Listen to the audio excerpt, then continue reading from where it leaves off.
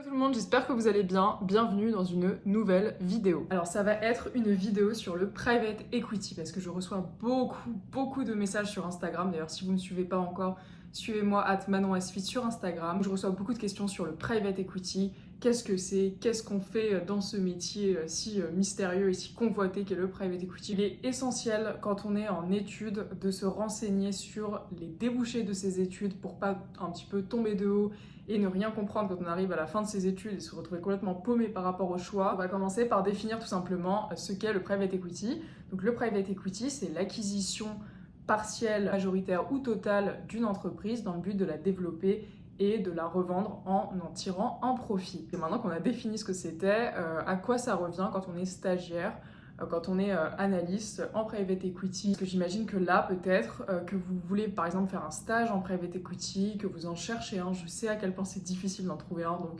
si vous êtes actuellement en train de chercher un stage, ne lâchez pas, même si c'est hyper difficile. Donc déjà, le découpage du travail se fait entre le travail pour les compagnies en portefeuille et le travail pour les deals. Donc les deals, ça peut être l'étude d'une acquisition en tant que plateforme, c'est-à-dire vraiment en tant que compagnie en tant que telle dans le portefeuille de votre fonds de private equity, ou ça peut être une acquisition en add-on d'une compagnie en portefeuille que vous avez déjà.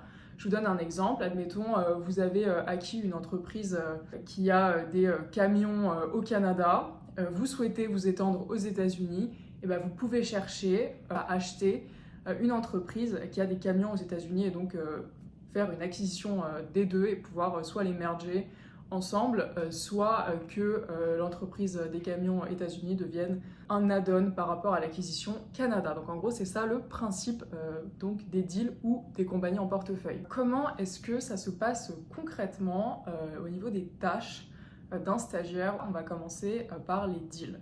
Donc quand on a un deal, ça veut dire que, en gros, on va vous dire, voilà, on a étudié cette opportunité d'investissement, on pense que ça pourrait être intéressant, donc on va faire du travail dessus. À partir de ce moment-là, vous allez recevoir un SIM de la part du banquier qui va donc, qui travaille sur la transaction, et qui va donc vous présenter une entreprise. À partir de ce moment-là, vous allez étudier ce document, vous allez étudier le secteur par des études de marché, etc.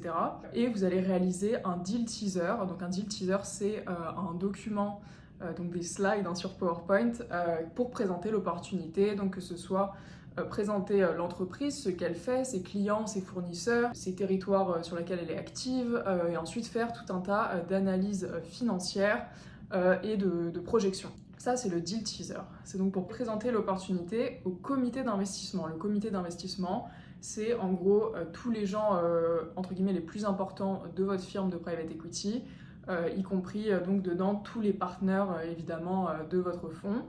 Et pendant cet investment committee, on va discuter de votre deal teaser, c'est-à-dire qu'on va discuter de cette opportunité et chacune va un petit peu donner son avis pour voir si ils sont intéressés ou elles sont intéressées par l'opportunité d'investissement. Est-ce qu'il y a des risques qu'on identifie sur cette entreprise qu'on n'aime pas trop? Est-ce qu'il y a des trucs qu'on trouve bien? Est-ce qu'on voit des synergies? Est-ce que voilà, on va vraiment discuter de tout ça, de voir si ça vaut le coup d'aller plus loin ou pas.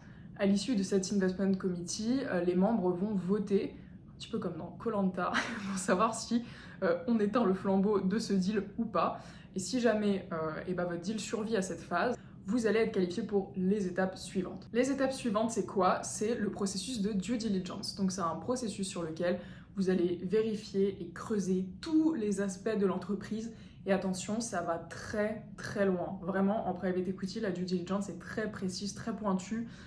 Donc il faut adorer l'analyse très clairement parce que ça va vraiment loin, que ce soit en termes du modèle financier, que ce soit en termes du marché, que ce soit en termes des opportunités d'exit. Qu'est-ce que va devenir cette compagnie à la fin? Est-ce qu'on va réellement réussir à la développer ou est-ce que les risques finalement vont être trop gros et vont empêcher ce développement? On ne va pas bien réussir à la revendre. Voilà, c'est toutes les questions auxquelles vous allez essayer de répondre pendant le processus de due diligence qui dure souvent, on va dire, entre 45 et 60 jours à peu près, ça dépend des délais de la banque de l'autre côté de la table, quoi. Et à l'issue de ça, vous allez repasser devant l'investment committee, hein, donc le petit groupe de 2 personnes qui décident. Et là, ça passe ou ça casse, ça peut casser, attention. Le truc un peu difficile à supporter en private equity, c'est que votre deal peut mourir à toutes les étapes de validation avant que ce soit genre dernièrement validé et signé, ça peut mourir. Ça peut même mourir la veille d'un closing, attention. Donc il faut être prêt à ça. Parfois vous allez travailler très très dur et votre deal va mourir, mais parfois il va survivre. Donc si jamais l'investment committee valide cette phase de due diligence, après il y aura une due diligence légale, RH, genre on va faire des background checks sur les gens, l'entreprise et tout. Ça en général vous n'êtes pas trop invité à y participer. Une fois que le deal est terminé, validé et tout va bien, ça devient votre nouvelle compagnie en portefeuille. Et donc, qu'est-ce qu'on fait des compagnies en portefeuille? Quelles sont les tâches liées à ça? Préparer des meetings stratégiques par rapport à l'entreprise pour voir comment est-ce qu'on peut atteindre les objectifs de développement qu'on a fixés à l'entreprise avec eux. Donc c'est vraiment des rencontres avec le management de la compagnie en portefeuille pour qu'on soit sûr que nos objectifs sont bien alignés et qu'on met en œuvre des vraies choses pour pouvoir les réaliser. Moi je trouve que c'est des discussions très très intéressantes, les discussions stratégiques. C'est sûr qu'en tant que stagiaire ou analyste, on n'est pas trop convié à y participer et on va dire que c'est plutôt un truc quand on monte dans les échelons, mais si vous avez la chance, c'est trop bien. Ensuite, vous allez avoir la préparation des board meetings pour les compagnies en portefeuille, auxquelles vous n'allez pas participer, mais vous allez peut-être cleaner des notes ou autre. Vous pouvez aussi, bien sûr, rechercher des targets pour l'acquisition, donc des nouveaux add-ons, comme je vous expliquais, pour les compagnies en portefeuille. On va donc passer à un terme pratique. Que fait un stagiaire de son entrée à la sortie du bureau en private equity? Parce que c'est ça qu'on a besoin de savoir. Je sais, j'ai été dans votre position. On se demande, mais qu'est-ce qu'on fait finalement dans ces jobs réellement, concrètement? Pour les deal teasers et les mémos de due diligence, on fait des slides et du Excel. Donc beaucoup d'analyses. On va faire de l'analyse sur les clients, sur les fournisseurs, sur les ventes, sur les prévisions. On va travailler sur le modèle.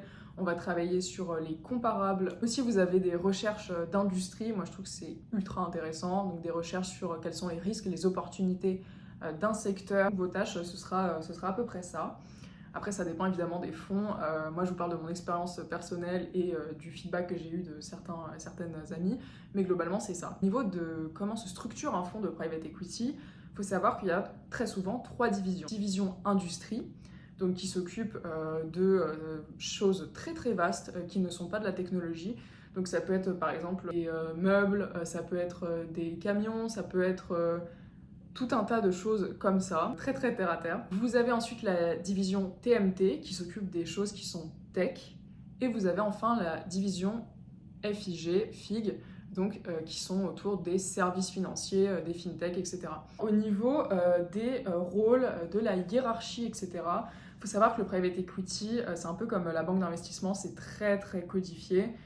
Vous avez des grades seniors, juniors, etc. Et pour arriver en haut, donc en gros ça commence à stagiaire, hein, parce qu'on commence tous au même endroit. Donc stagiaire, ensuite vous avez analyste, parfois on fait même junior analyste, senior analyste, ensuite on passe associate, donc senior associate, ensuite vous avez compris. Après associate, il y a vice-président. Alors attention, ne tombez pas dans le panneau si vous voyez un ou une vice-président sur LinkedIn. Ça ne veut pas dire la personne juste en dessous du CEO, hein. Ça veut vice-président, c'est un titre en finance qu'on a juste après associate. Ensuite vice-président, vous avez principal, donc principal. Et après principal, là on rentre vers le chemin pour être partner. Donc partner puis managing partner, très peu y arrivent, mais voilà. Après ça va dépendre de votre fonds, à quel point c'est rapide d'arriver à un rang à un autre. Et donc selon moi, quelles sont les qualités requises pour aimer le PE?